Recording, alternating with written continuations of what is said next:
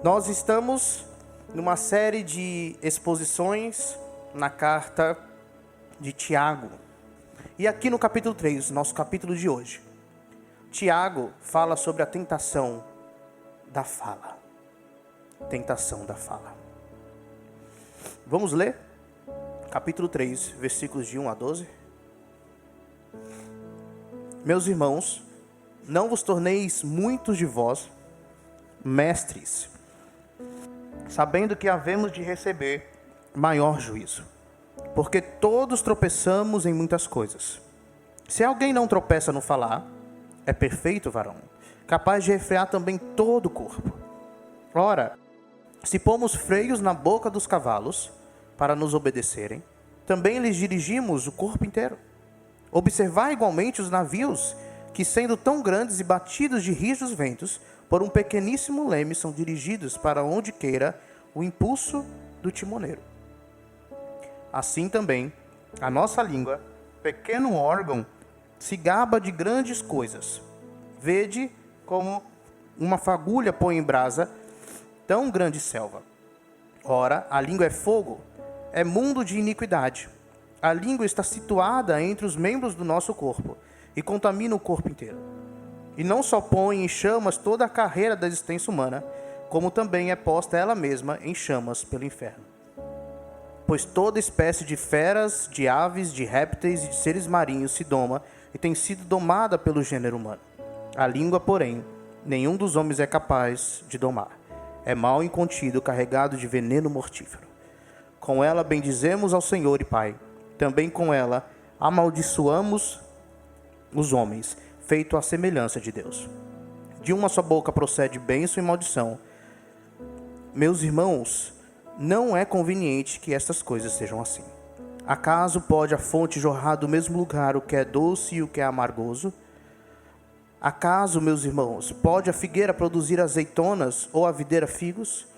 Tampouco fonte de água salgada pode dar água doce.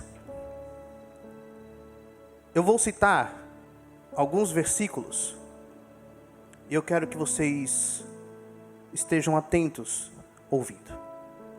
O que guarda a boca e a língua guarda a sua alma da angústia. Provérbios 21, 23.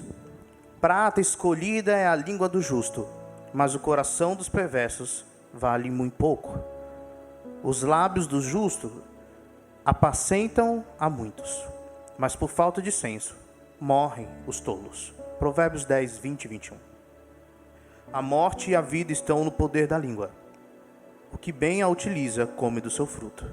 Provérbio 18, 21. O que guarda a sua boca, conserva a sua alma. Mas o que muito abre os lábios, tem perturbação. Provérbios 13, 3. Uma língua saudável é árvore de vida, mas a perversidade nela quebranta o espírito. Provérbios 15, 4.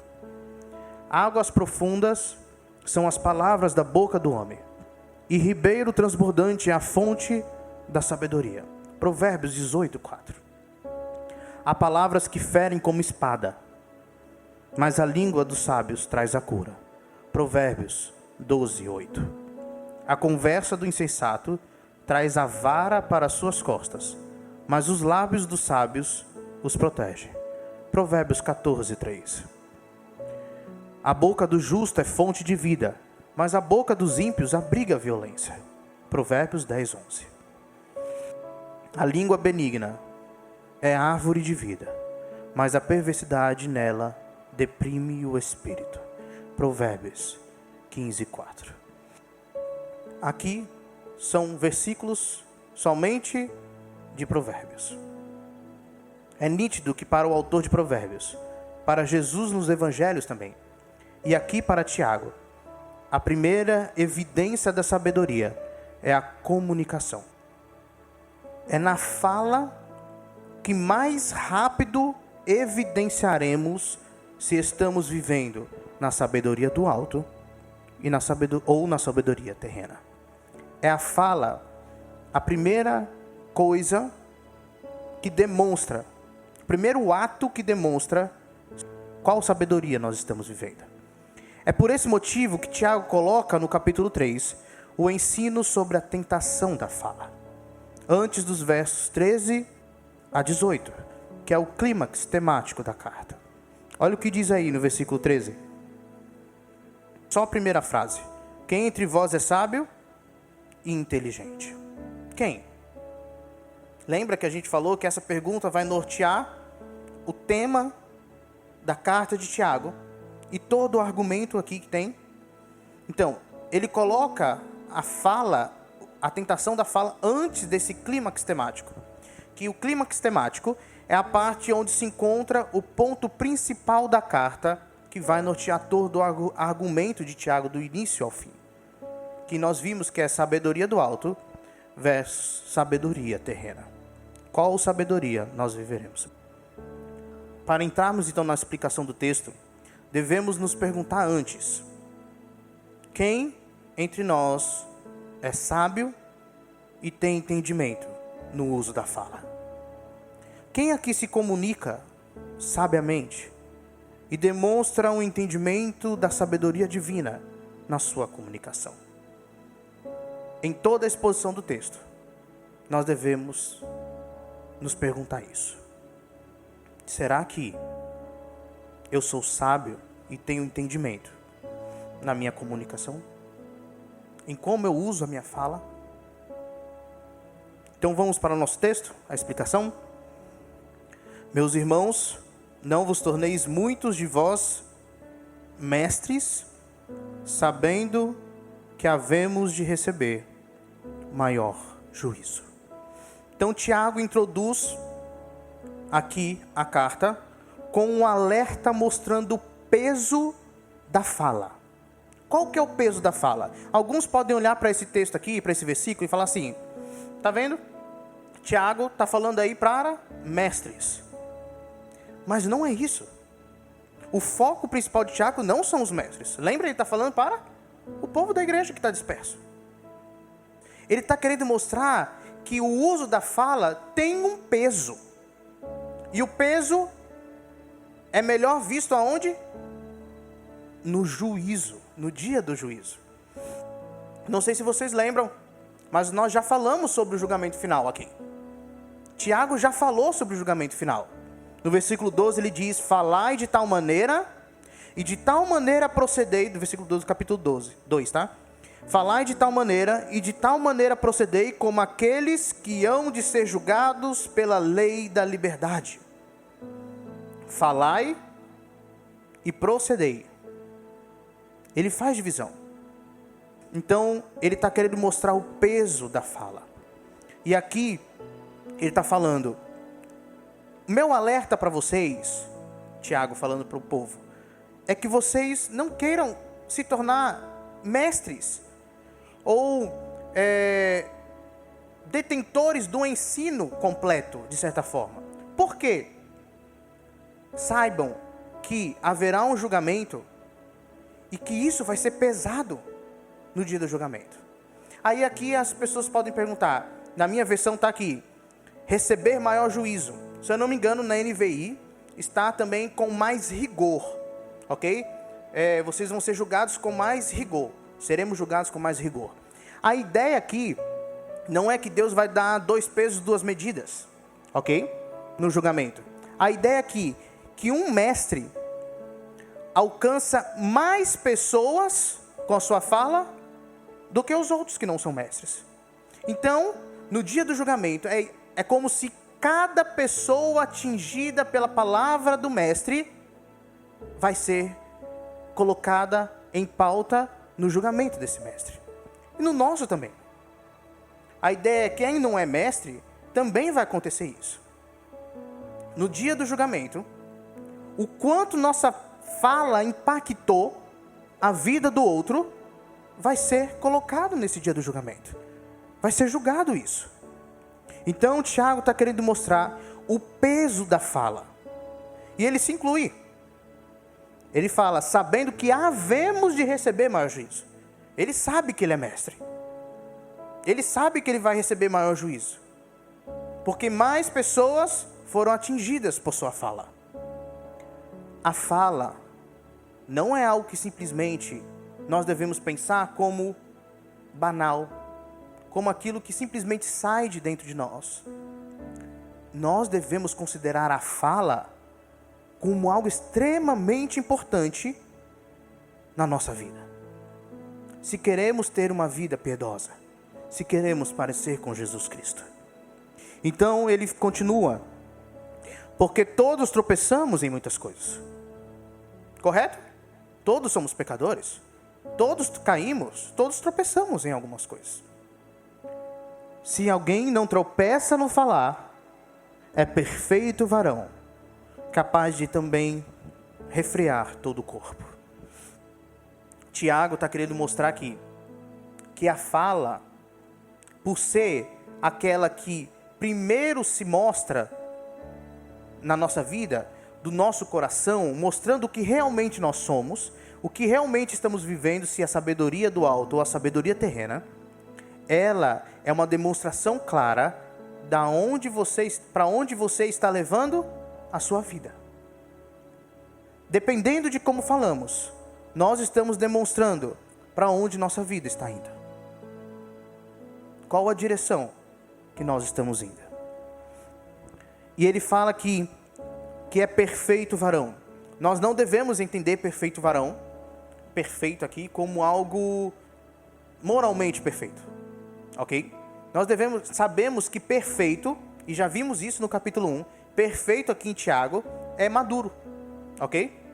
É completo no caso, também. Completo naquele sentido, naquele termo, naquela tentação, naquela provação.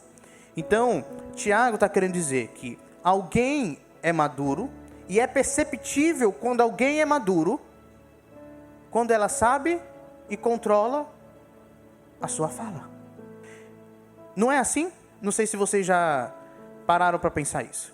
Quando vocês pensam em alguém que é maduro, alguém que tem maturidade, normalmente essa pessoa é alguém que sabe controlar a sua fala, que sabe se comunicar com temperança, que não simplesmente fala da boca para fora. Às vezes a gente ouve até, né? É que eu sou espontâneo. A gente vai ver um pouco sobre isso. Será que é assim que nós devemos chamar uma pessoa? Tem uma personalidade forte. Será que é assim que nós devemos chamar? Que essa pessoa tem uma personalidade forte? A gente vai ver o que Tiago vai falar aqui. Então, Tiago está querendo mostrar aqui que essa pessoa que é madura na fala, ela também é capaz de refrear todo o corpo. Porque a demonstração mais clara e rápida da sabedoria é a fala. É como usamos a língua. Como nos comunicamos. É a demonstração mais clara e rápida do que está no nosso coração.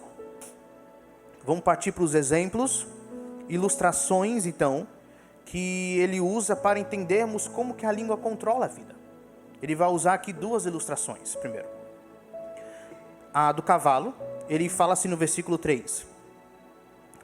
Se pomos freio na boca dos cavalos para nos obedecerem, também lhe dirigimos o corpo inteiro. Então a gente pode pensar o seguinte. Vamos lá fazer a comparação aqui. Existe então alguém que controla o freio, existe o freio e existe o cavalo. São os três elementos na ilustração que ele usa, ok? O que significa isso na nossa vida? O freio, nós sabemos que é a língua, ok? Porque ele vai falar que é o instrumento da fala. O cavalo é como se fosse a nossa vida. Que da mesma forma que ele está falando aqui, capaz de refrear também todo o corpo, ou seja, da mesma forma que o freio dirige o cavalo, a língua também dirige o rumo da nossa vida. Pelo menos mostra o rumo da nossa vida, ok? E quem é que coordena isso? Quem é que controla isso? Nosso coração. E a gente vai ver que às vezes, mesmo que ele coloque aqui como que controla os freios, a gente vai ver como também a língua é incontrolável. Então, na segunda ilustração, ele vai falar Observai igualmente os navios que, sendo tão grandes e batidos de rígidos ventos, por um pequeníssimo leme, são dirigidos, para onde queira o impulso do timoneiro. Ok, aqui nós temos navio, nós temos o leme e nós temos o timoneiro, da mesma forma que a ilustração do cavalo. O navio é a nossa vida. O que dá o rumo da nossa vida é o leme, ok? É ele que está dando rumo. E quem dirige isso? Nós, o nosso coração, ok? Nós somos o timoneiro, o nosso coração é o timoneiro. Então, a ideia aqui de Tiago é mostrar o que nós falamos flui do nosso coração, vem do nosso coração.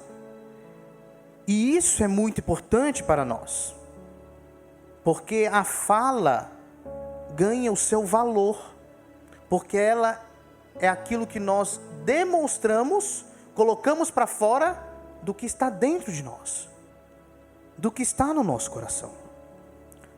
E depois dessas duas ilustrações, Tiago vai continuar mostrando a grandeza dos feitos da língua, em contraste com seu pequeno tamanho. Ele vai falar no versículo 5: assim também a língua, pequeno órgão, se gaba de grandes coisas. Ou seja, ele quase que personifica aqui a língua, né?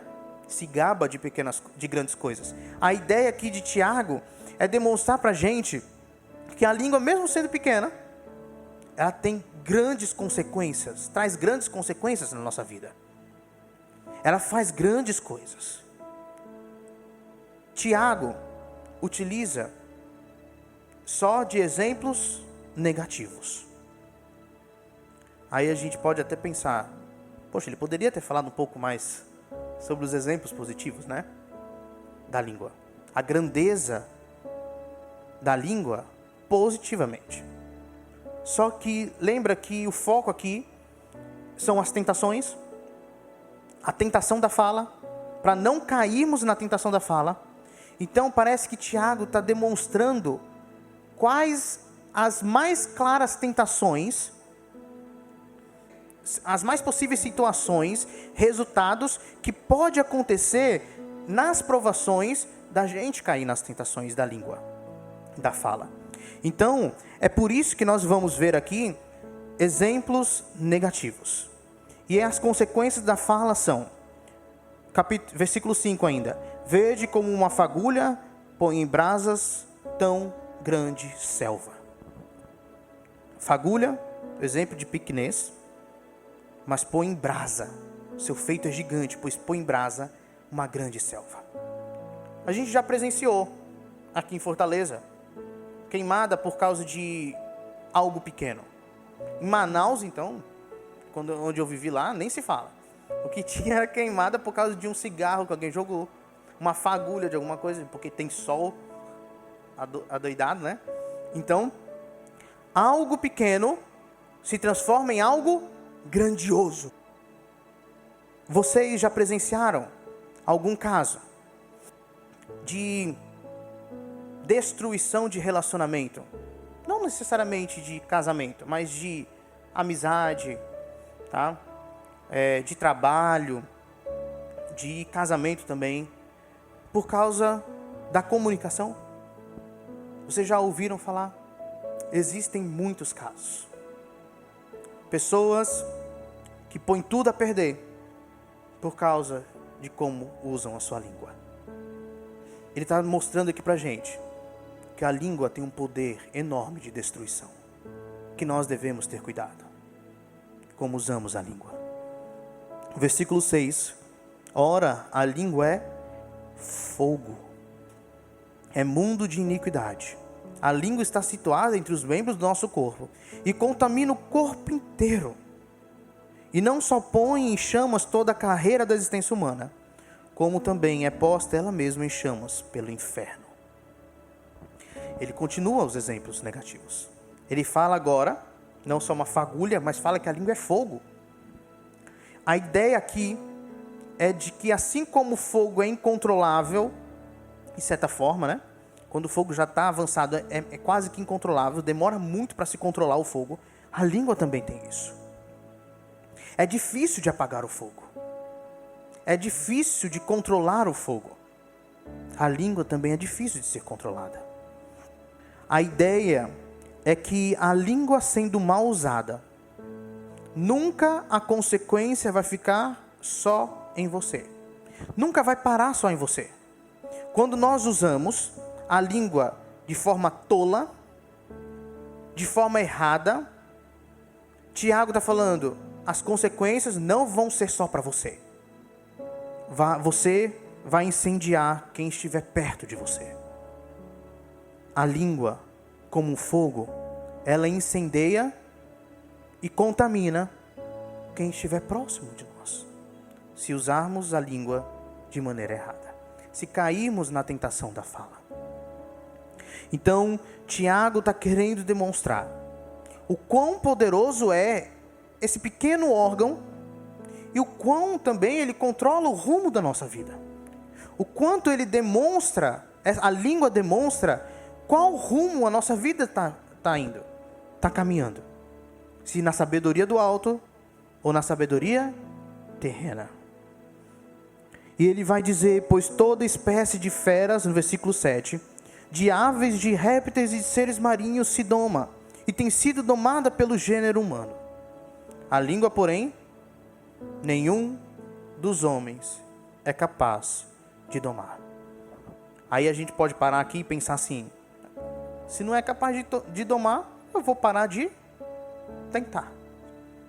Mas a ideia de Tiago aqui não é demonstrar para a gente que é impossível controlar a língua. Não. Ele está querendo demonstrar que é impossível controlar a língua pela sabedoria humana.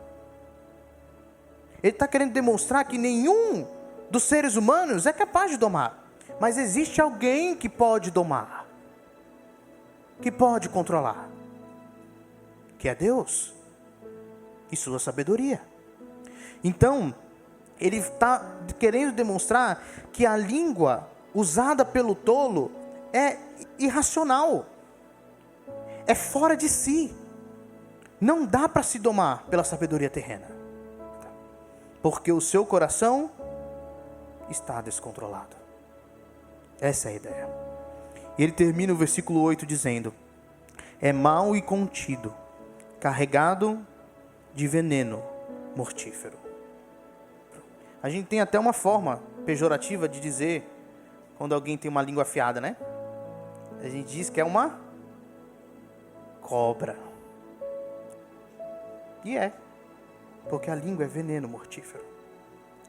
Nós podemos usar de tal forma a língua que pode chegar ao coração do outro como veneno, envenenando a outra pessoa. Tiago está querendo demonstrar para a gente que a fala é algo sério, não é algo banal, é algo que precisa ser refletido por nós, ser controlado por nós. E aí ele sai da ilustração da grandeza dos feitos da língua para mostrar para a gente que a língua é inconstante. Porque o que controla a língua é inconstante. A língua é inconstante porque o nosso coração é inconstante. Olha o que ele diz no versículo 9. Com ela bendizemos ao Senhor e Pai. Também com ela amaldiçoamos os homens, feitos à semelhança de Deus. Eu acho isso daqui fortíssimo. Olha o quão inconstante é a língua. Ela bendiz o nome de Deus, louva a Deus, adora diretamente a Deus, com palavras. Mas ela amaldiçoa também homens que são a maior representação de Deus na terra, na criação, os seres humanos. Ele está querendo demonstrar para a gente que isso é totalmente ilógico, irracional.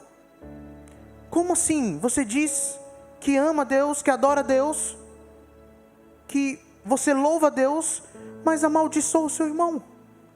Amaldiçoa aqueles que são a imagem de Deus, que representam a Deus.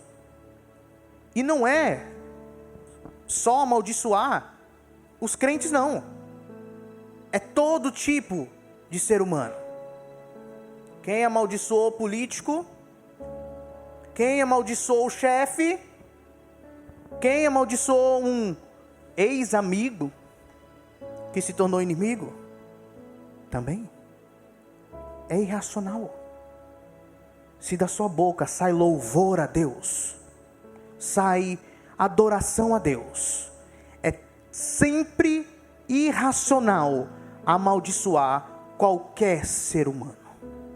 Sempre incoerente com a bênção que você proclama a Deus. Sempre. Versículo 10. De uma só boca procede bênção e maldição. Meus irmãos, não é conveniente que estas coisas sejam assim.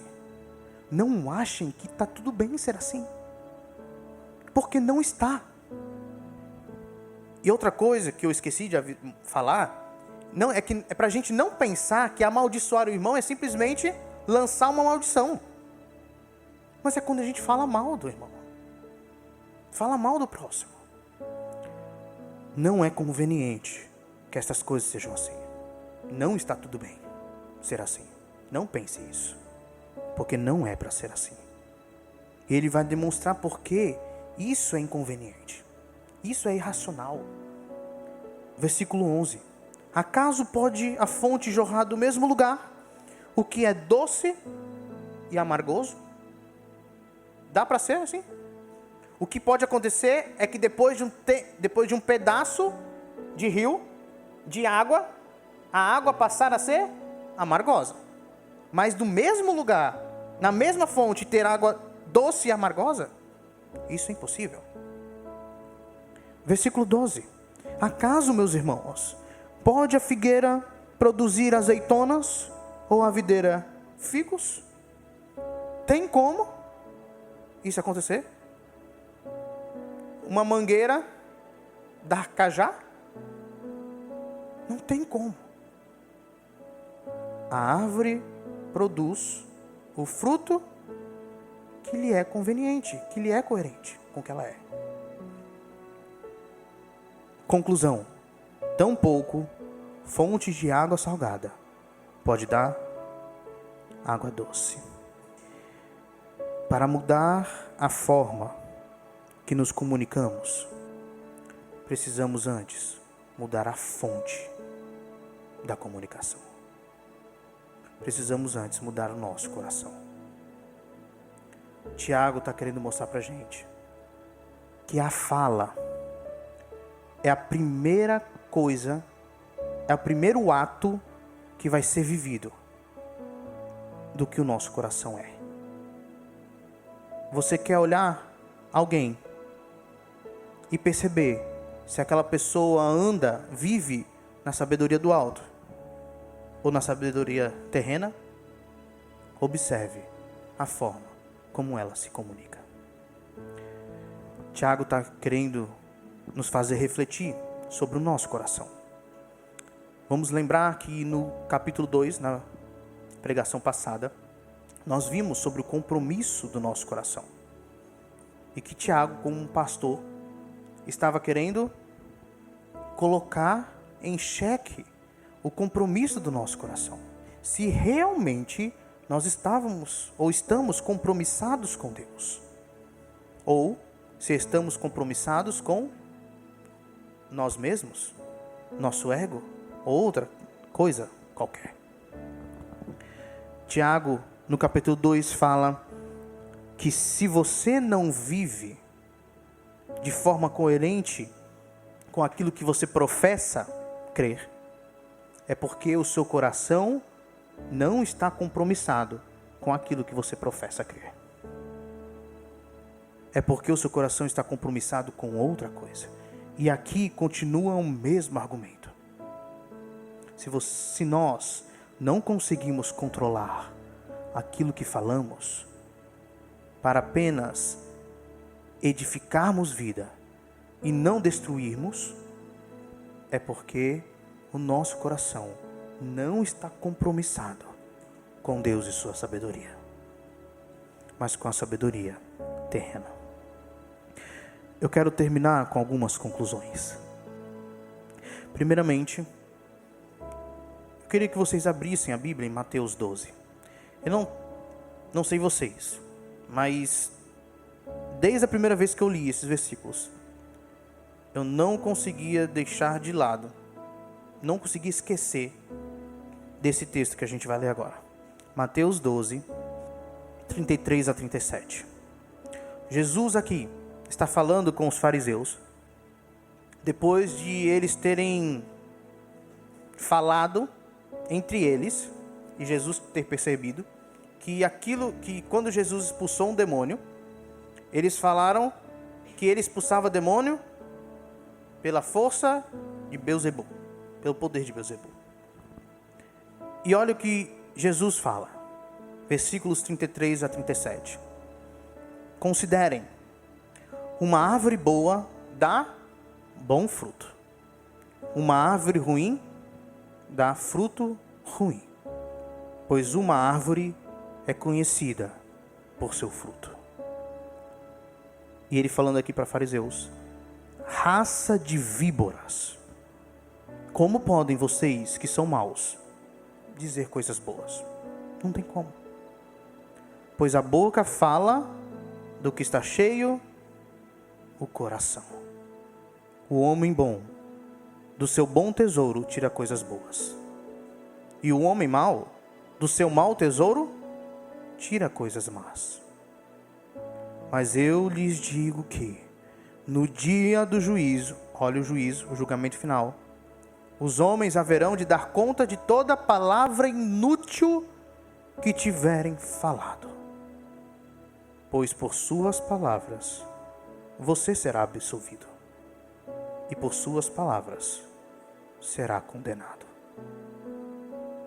Não nos comparando com o que os fariseus fizeram, mas a palavra de Jesus fica para a gente, de que nós só agimos e falamos se aquilo está dentro de nós.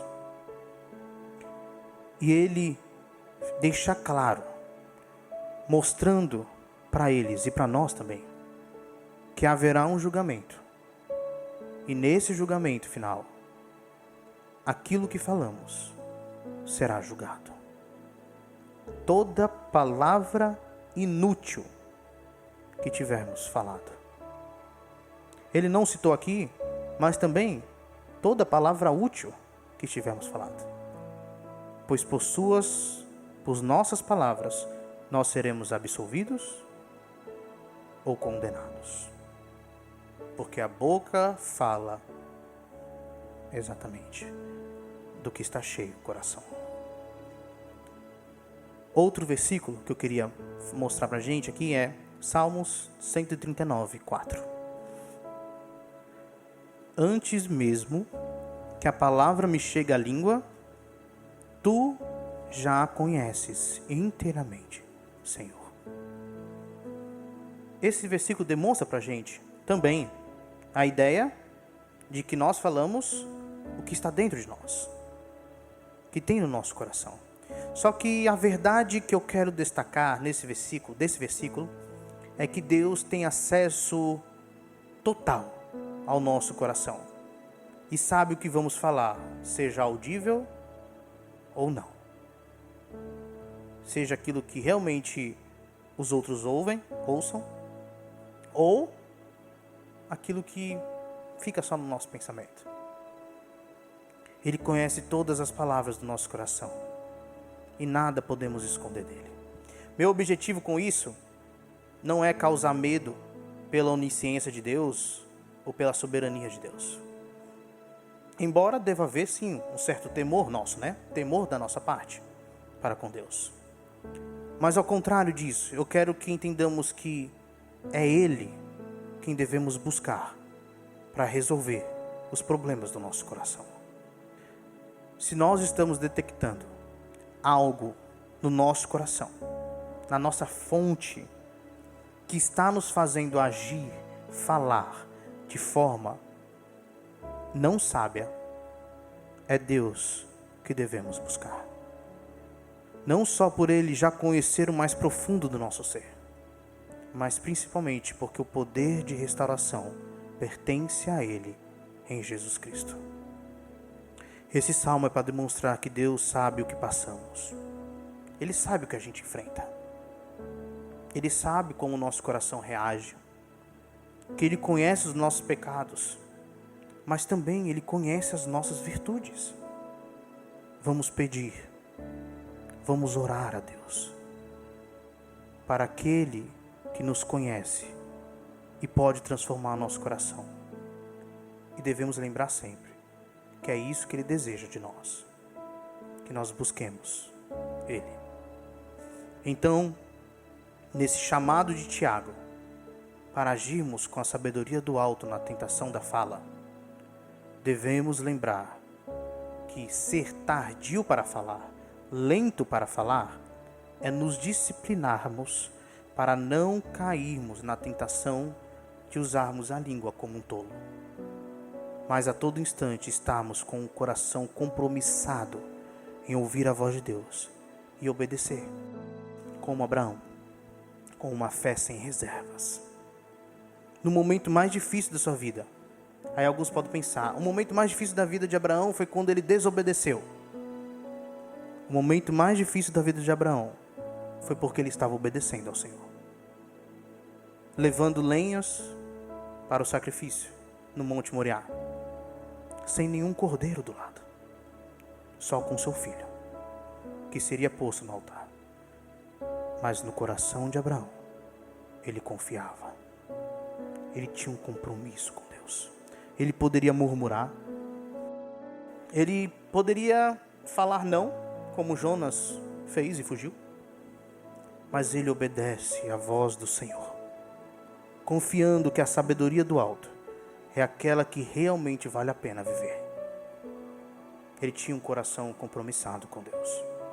Também nós podemos fazer que nem Jó, que ao ouvir o conselho irônico de sua esposa, que disse: ainda conservas a tua integridade?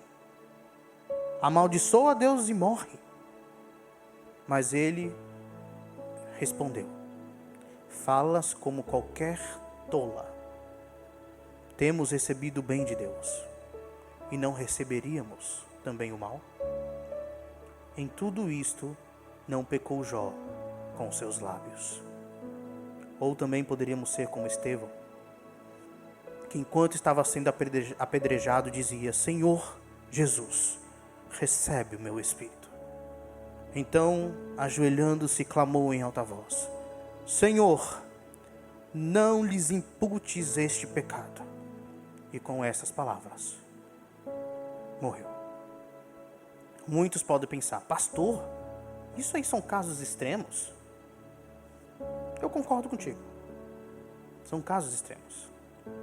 Dificilmente vai acontecer, não vou falar impossível, mas dificilmente vai acontecer um caso desse com a gente.